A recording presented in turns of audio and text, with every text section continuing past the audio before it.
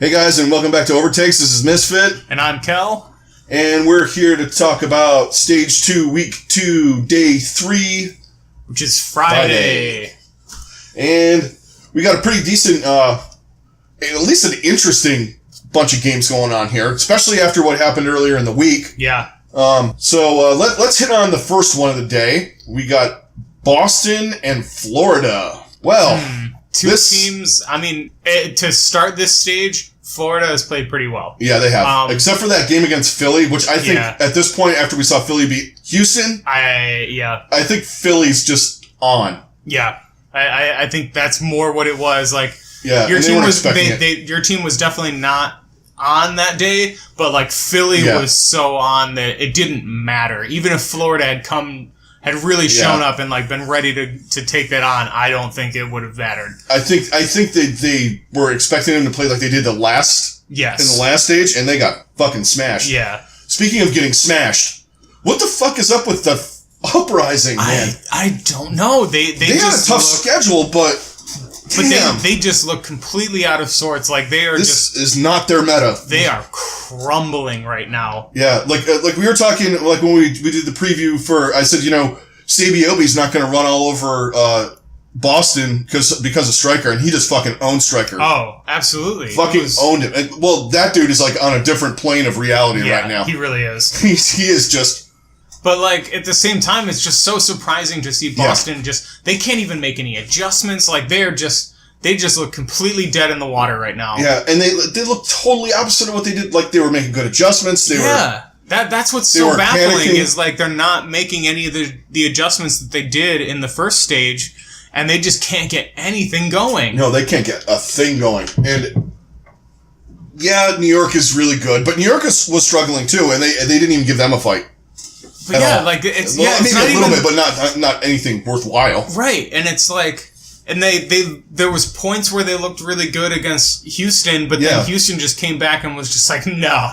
They couldn't finish anything against Houston. And that's what's most surprising is when they got those opportunities, they seized them and just locked down, and now they're just as soon as they get those, they just crumble.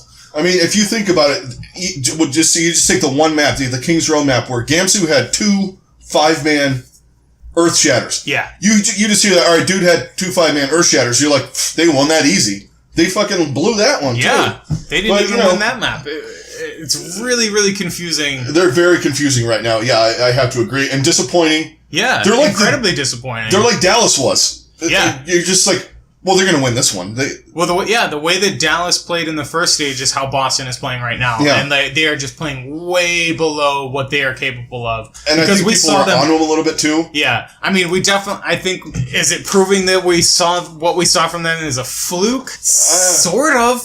I think a little bit. One-trick pony, maybe? Yeah, I think, maybe more of the one-trick pony than anything. And they really figured out that meta, and their supports, I think, are just not anywhere close to what they were doing in the last one, and I think that's because they don't have that Mercy to save them. Yeah. And Kellick's not being able to play Mercy on every single map, I think, is really throwing him off, and that's the hero that he was the best at. Yeah. And this was one of those teams that we kind of were thinking was going to regress. I didn't think they were going to regress this bad. Yeah, I thought a little bit, not...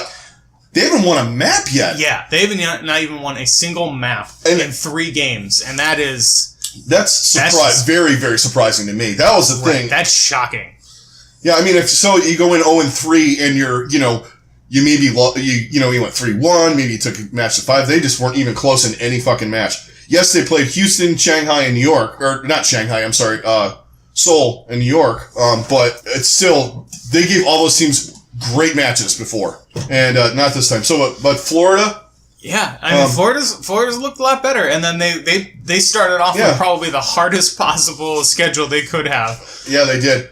Who are we going to get from them, though? Are we going to get the team that's played London decently? Right. If they come into this game the way that they did against London, or the way that they did against New York, I think they have a much better chance. I do too. And I think they have a pretty good chance of actually taking this game.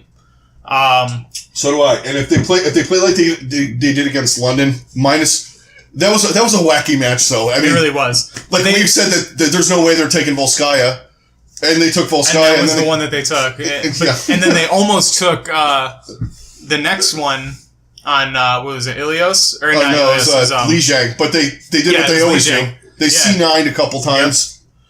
Yeah, that's a problem with them too. One of them wasn't really a C9. It was kind of like the getting back to the point. And they just couldn't quite get there. That was on Kings Row. Yeah. Which they got they're not good on Kings Row. Let's just put that out there. And Boston might have an advantage. If they playing that one? Let's see if they're playing that. We'll pull that one up. No, they're playing Hollywood. They're iffy on Hollywood. They're not good on the hybrid maps. I think they're a little better off on Hollywood than they are on Kings Row, though. But I mean, we can't even say that Boston's played any of these well because they haven't won a single map. So like, it's really hard to. They're 0 for 8 on every map that is in this stage. So actually 0 for 12 at this point. Yeah, 0 for 12 on every single map. So and it's like, I mean, and then they haven't won a single one of these 8 different maps. Like we don't know which one they play well. Yeah, you don't know we're gonna. And I mean, Florida's lost a bunch, but you see where they've been playing good. Mm-hmm. Boston, you haven't seen like anything. Yeah, they haven't looked good on any of them. Yeah, so it's really tough to choose, and I think I'm going to be with you on this one. Yeah, I'm going to be picking Florida. I'm taking Florida, obviously, but the one thing I will say then again with the Tracer, you saw it again. Prophet had 115. Eliminations and 15 deaths. What's Striker going to do? That's gonna be a main concern of theirs because he wrecked them the last time they played him. Yeah. But I'm still taking Florida. I think the last game was pretty positive for them. And Florida has made the necessary improvements, and then this meta just fits them a lot better.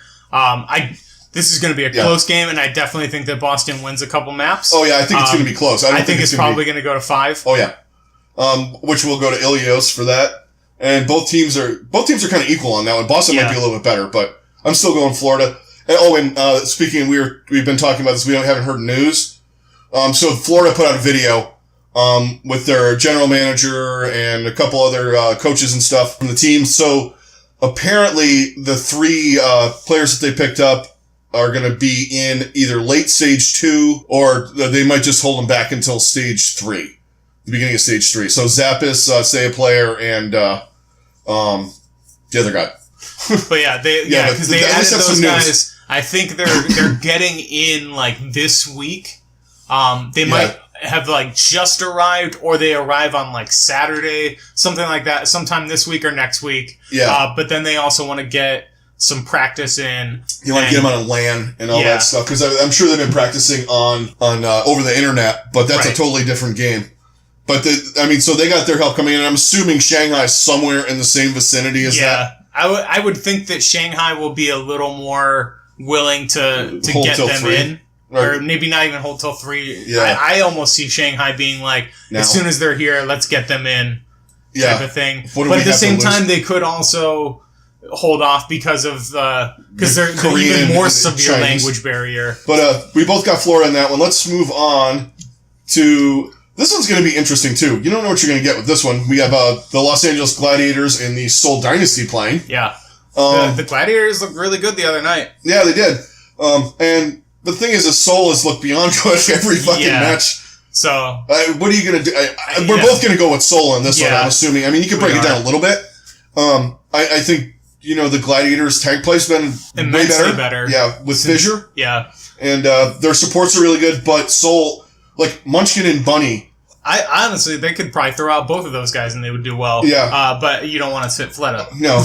Well, I was going to say, like, so the one problem that everybody said they had was Bunny and Munchkin. Not anymore. No. No, those guys. I don't know what they must have been practicing, or they did some work on the little break there because they look unbeatable. Yes, they do. Those two, and they're just racking up kills on Tracer, causing havoc, doing what you're supposed to do on Tracer, but they're finishing this time. Yeah. Which they didn't do on the first stage, and maybe it had something to do with the support thing. I don't know. And Fleta just is Fleta, and Jaehong is just Jaehong, and you have the best Lucio player. Right. But, I mean, what are you going to do? I mean, what do you do against that? Like, I mean, yeah, Gladiators have another really good Lucio player and Shaz. But really, is that going to be enough? Yeah, no. I don't think so. I don't think so. Yeah, I mean, there's really not a ton to say about this one. Right. You could maybe make a little argument for. No, I guess you can't. I was going to say maybe a tiny argument for their supports, but I can't. Not with J-Mon and Toby. I don't think that the Gladiators end up taking any, or maybe a map. Maybe. I think they might. I think that's their best bet. Maybe a point. I think it could be one of those. Every time I say that, though, I get fucking proven wrong. No, I think they take. I think they take at least one map. Yeah. Possibly make it interesting, kick it to 2, but or like at least make game 4 meaningful. Like meaningful. Yeah. I think that's really the best that they can hope for. Yeah. Because Seoul just looks unbeatable. Yeah, dominant. That's not to say that Dallas didn't make some really dumb mistakes on Wednesday. Yeah, we'll get into that. We'll get into that in a different day. Yeah, they had some. They were banging their head against the wall against them. Yes, they were. So we have both of us have Seoul. We've picked all of the same fucking matches all week long. Yes, we have. Well, this has been one of those weeks where. Yeah. Well, of course, we both got Philadelphia wrong. That was more my fault than yours because you've gotten them right a few times. So you're welcome, Fusion fans. We picked Houston. Right. Hey, they proved themselves by the end of that last map. It really came down to 1 point. Yeah. It was so it could have gone either way. So I don't think either decision would have been wrong. No, I don't think so. That was a great match. It was a phenomenal match. If you haven't watched it, do yourself a favor. Watch the whole thing. Do yourself a favor. Yeah, it's definitely worth it. But we both have Seoul. Now let's move on to probably the match of the day. We have Dallas versus the LA Valiant. Now this is a standings war now. Yes. Valiant looked decent at the beginning of the week. Dallas was good and not good. Yeah, I think one of the biggest questionable things that Dallas did was they didn't have AKM at all against Seoul, and I found that really questionable. I mean, that's not to say that Rascal didn't play really well. Right, but I think he played excellent, but at the same time, affected well as well. Yeah. But I think what really killed them was they just didn't have that cohesion that they had shown in the first couple of games. Yeah, and it almost was like they were back to their old tricks. Yes. The fucking around. Then all of a sudden you see the comms, and then they're starting to go weird. And but you know what though? Honestly, XQC has played really well. He has. And we gave him a lot of shit. Yes. At the beginning, and for being an idiot and all that stuff. But you know what? He's proven himself as a really good main tank right now, and it surprised me a little bit that he actually got it together. But and that wasn't a knock on him either. That was actually me being nice.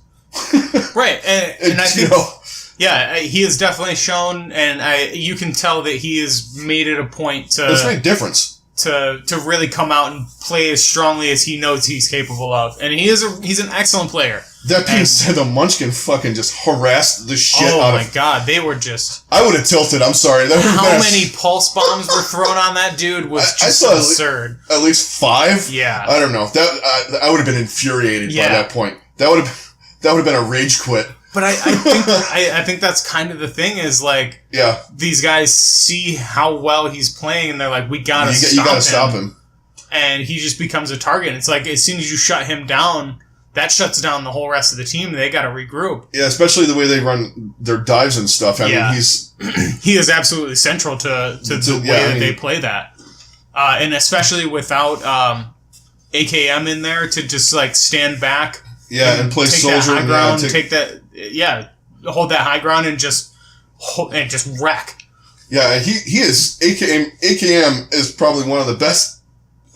If not the best soldier player I've ever seen. Oh my god! I mean, we said this multiple times, but it's hard to sit that guy. Yeah. But you got all these other guys on that team too. You got Tymoon, you got Rascal, and you got Seagull. Yeah. And Effect. I mean, what are you gonna do? Yeah, they've kind of put themselves into a corner of like they have a bountiful or like a bounty of riches that they can't use at all times. Right. And then like they only have 2 supports. Yeah.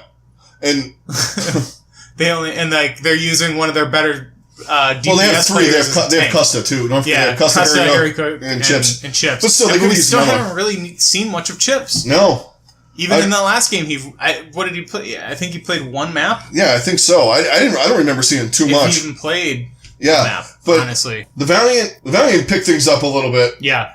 They looked kind of like they did in the first stage.